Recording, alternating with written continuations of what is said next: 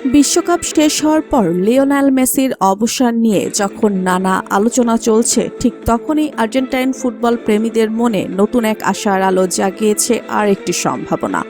সম্প্রতি মেসির বড় ছেলে থিয়াগো মেসিকে ঘিরে একটি গাণিতিক হিসাব নতুন করে আলোচনার জন্ম দিয়েছে। ফুটবল বিশ্বকাপের শতবর্ষ পূর্তির আসর বসবে 2030 সালে, আর ঠিক সেই সময় থিয়াগো মেসির বয়স হবে 18 বছর।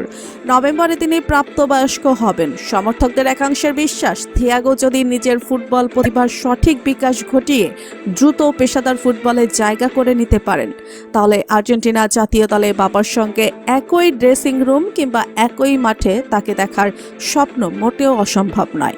বর্তমানে 13 বছর বয়সী থিয়াগো মেসি ইন্টার মায়ামির যুব দলের হয়ে খেলছেন। তার পারফরম্যান্সের দিকে এখন থেকে কৌতূহলী নজর রাখছেন আর্জেন্টাইন সমর্থকরা।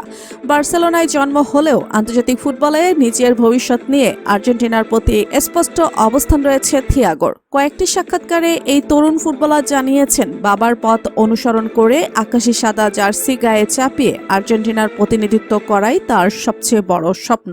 শুধু তাই নয়, বাবার সঙ্গে জাতীয় দলের ড্রেসিং রুম ভাগ করে নেওয়া কিংবা একই মাঠে খেলার ইচ্ছার কথাও সে নিজেই প্রকাশ করেছে। মেসির 3 সন্তান থিয়াগো, মাতেও এবং সিরো মেসি, তারা সবাই এখন নিজ নিজ পর্যায়ে ফুটবলে নিজেদের প্রতিভার পরিচয় দিচ্ছে।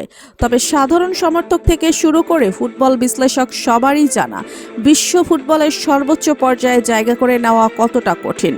বাবার গড়া কিংবদন্তি তুল্য উচ্চতায় পৌঁছানো যে সহজ নয়, সেটিও সবাই ভালোভাবে বোঝেন। তাই এখনই এই উদীয়মান কিশোরের কাঁধে অতিরিক্ত প্রত্যাশার চাপ দিতে চান না কেউ। তারপরও ফুটবলের রোমাঞ্চকর এই সম্ভাবনা নিয়ে আলোচনা করতে ভালোবাসেন সমর্থকেরা। দর্শক, আপনাদের কি মনে হয়, ভবিষ্যতে যদি লিওনেল মেসি ও তার ছেলে থিয়াগোকে একই মাঠে আর্জেন্টিনার জার্সিতে খেলতে দেখা যায়, তাহলে কেমন লাগবে? আপনার মতামত অবশ্যই কমেন্ট করে জানান। ধন্যবাদ।